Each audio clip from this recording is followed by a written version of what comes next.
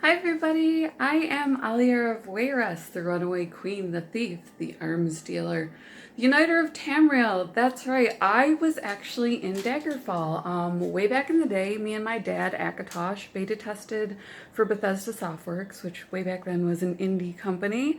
They put out an ad in Scorpia, who used to write for, what was it, Computer PC Gaming Magazine? She was their sysop, and they got together a whole bunch of beta testers, and I wound up in Daggerfall.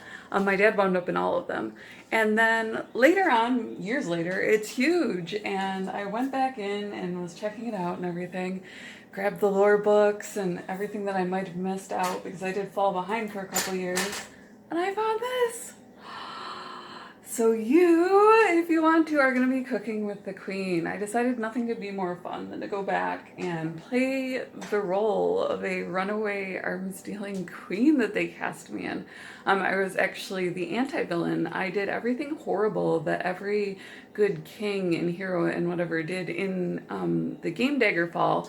And I united Tamriel by doing so as an independent female. So it was really a cool story, and I loved, loved being a part of that.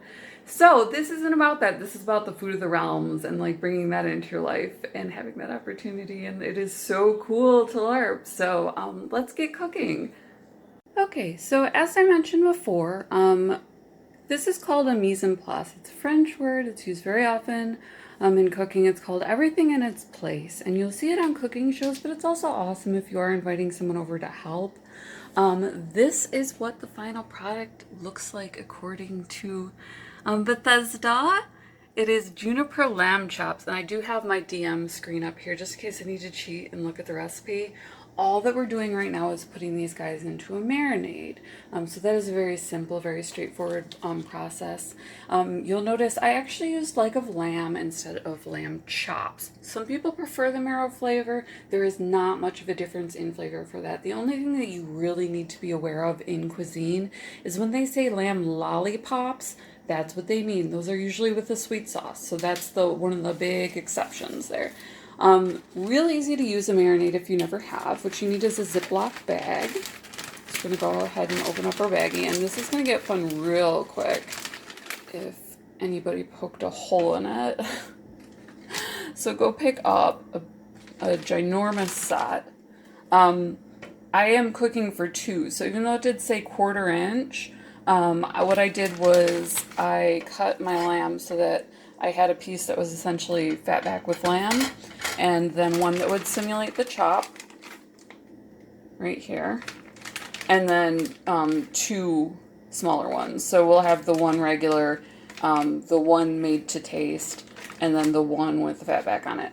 With chops, they are proportioned. If you're not doing that, you're looking for about this size if you're using a leg of lamb or anything like that. So that's going to go in there. We want 1 clove of garlic. We want that minced. So this is what a clove of garlic looks like. Just in case you did the same thing that I did when I first glanced at that, I tend to think whole cloves. They meant this. So mincing, you're going to get it as small as humanly possible. It helps in that case if you have something like a Ninja or a hand blender that you've seen on TV. I do pretty much everything by hand. I would recommend, especially for this recipe, Bolino garlic cloves. They're a product of Spain.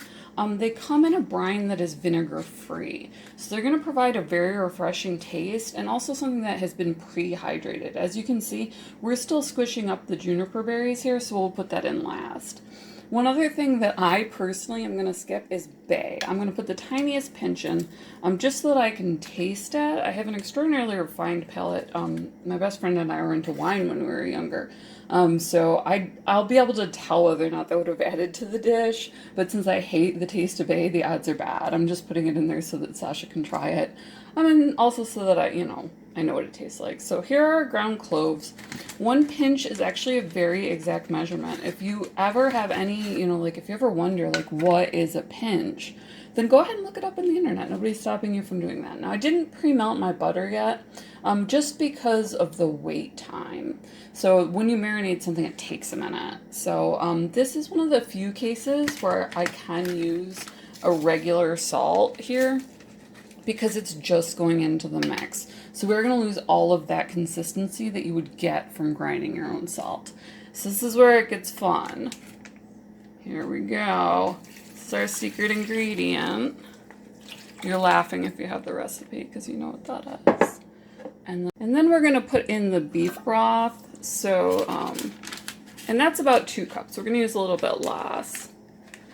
Again, because as you can see here, I used a little bit less on the portioning.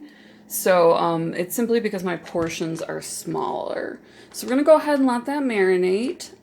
So we have the one secret ingredient, and you mostly know the measurements, just so that you have an idea of what this tastes like. If you're looking for cooking ideas, this will really let you into the realms. If you want to go out and purchase a book, that's fine.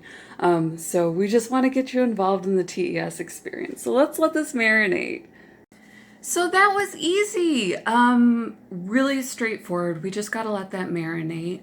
That's really common. It gives meat a lot of flavors. And as I said, chops, like a lamb, doesn't matter unless it's a lollipop. So you learned something cool about cooking as well. So let's go ahead and let that set. Let the marinade really, sink in and the meat soak up the juices. And then we will go to step 2.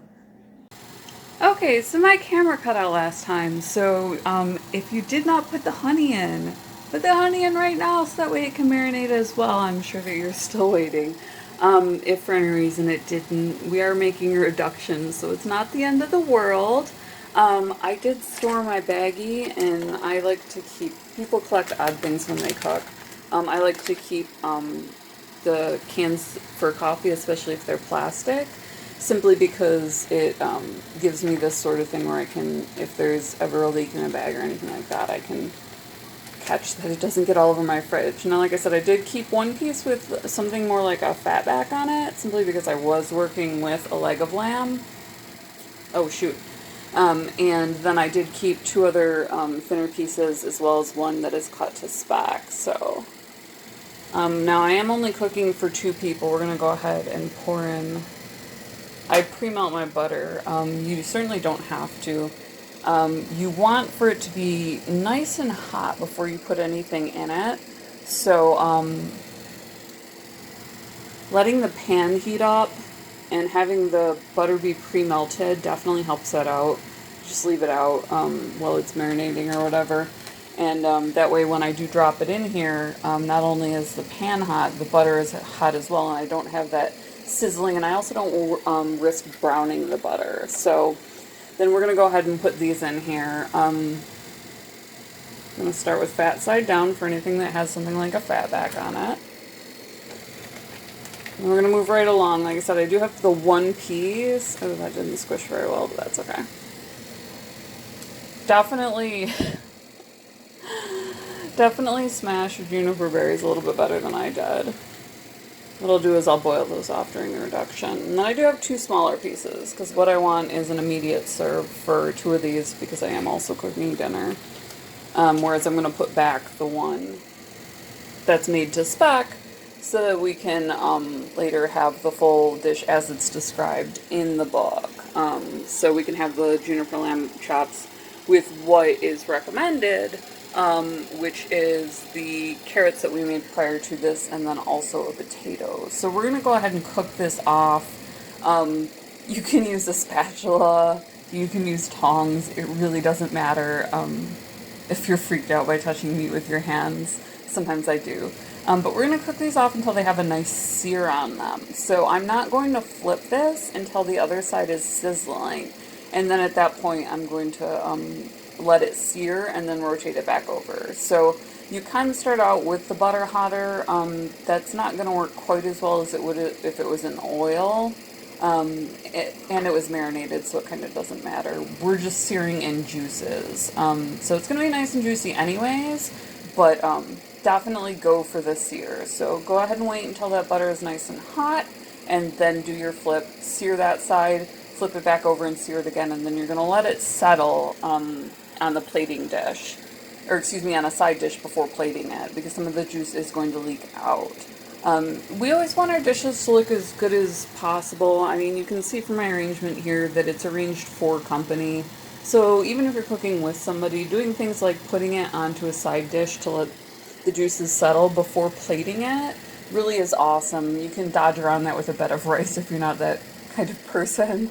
or anything else that might absorb juices or use it like mashed potatoes. So let's go ahead and cook these off and we'll be right back.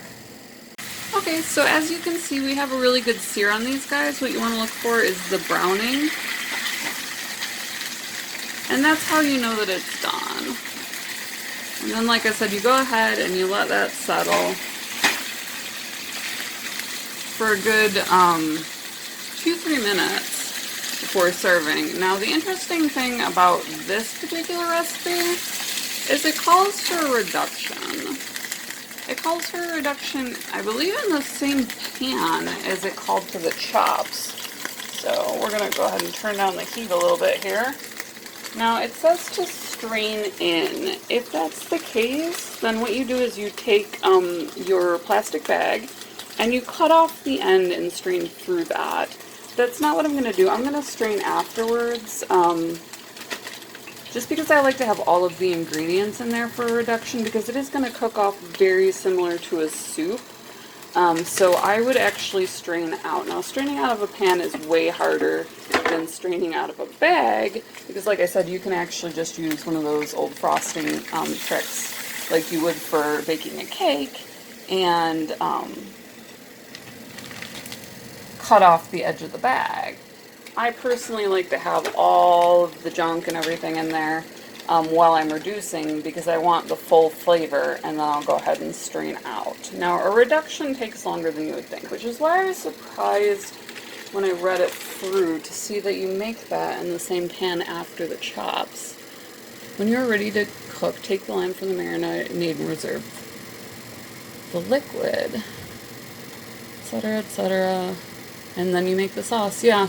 So if you do want to make the sauce in conjunction, it's not going to get too much more flavor from making it in the pan, and it does take like 30 minutes or so to reduce something. So we are going to check back in after plating this guy up. I am going to use one of these, because what I'm going to do is set back the to spec one, so that, like I said, I can show you exactly how they wanted the dish to appear. So we're going to go ahead and plate this guy up. And then we will go ahead and drizzle the marinade over it. I'm going to be serving it with red beans and rice. I just grabbed a side so that we could eat dinner since I'm making it, and then I'll go ahead and set back the one so that when we do the potatoes in the next video, I can plate the entire dish as it is in the book. So now we're back to another 30-minute wait. As I said, since it does take 5-10 minutes to cook these off, and some of y'all are perfectly willing to strain and have a slightly soupier sauce, depending on what it is you're serving it with. If you're serving it with rice, if you're serving it with mashed potatoes, you can certainly do that, because it is a reduction. It calls it a glaze at the end. But those can be as thin or as thick as you want. I would recommend waiting the full time, but hey, you know, if you are speed cooking, then do it up. Okay, so you can see I still have my reduction simmering away. It's been, I want to say 20 minutes or so. I did go ahead and strain some of it off as recommended, so you can use a strainer or just a cheesecloth, whichever works for you. It did turn out a little bit more like a gravy, so I'm going to go ahead and reduce it some more. The description to me sounded more like a syrup, but I did plate it up with the red beans and rice. Plating is really cool. It's a neat aspect that relies very heavily on using all of your senses to enjoy something. Yeah, and see, that's going to go a little bit wrong with this level of gravy. So I lost a little bit in the way of my plating. These are very rustic dishes. That's fine. It's going to be really just delicious. And then I'll go ahead and plate up that guy too. Looks great. It's going to taste great. I did reserve one of the to spec pieces so that we can go ahead and make the potatoes that are recommended and show you the full dish as it's described in the book. And that would be Juniper lamb chops. Juniper grows best in southwest of Skyrim, but its sharp flavor is enjoyed across the entire region. Sheep are commonly found in herds in Tamriel, so procuring lamb chops shouldn't be difficult. Just be sure to always carry a few apples with you in order to lure them in your direction. So, there's the plug for the dish. Like I said, I did prepare it with a non-recommended side simply because it was so easy to make, and I'm going to be returning to it. So I hope that you enjoyed cooking with us, and now we get to sit down and have a taste of the realms. So that was way easier than you thought it would be, isn't it?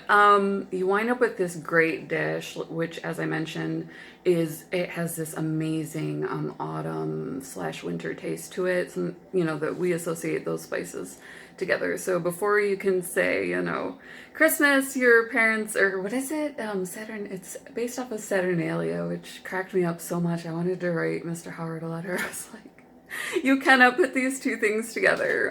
But oh gosh, I don't have the holidays memorized, so off the top of my head, I think Saturnalia every time because that was my first thought. Either way, your family or whoever you invited over is really just gonna have that feeling because of, you know, the anise and cumin and cardamom, cloves, those sorts of seasonings are really associated with that holiday. So really a rustic feel, makes you feel like you're camping and everything like that. So I had so much fun. Smash the subscribe button and get more. We're What to Play Next. We find everything that is awesome in gaming. Obviously my family's been in gaming forever. So we're a trusted brand. Hook up with us. Thank you so much for watching, like I said, and for coming along for the ride. And we'll see you in the next video as always. Much love.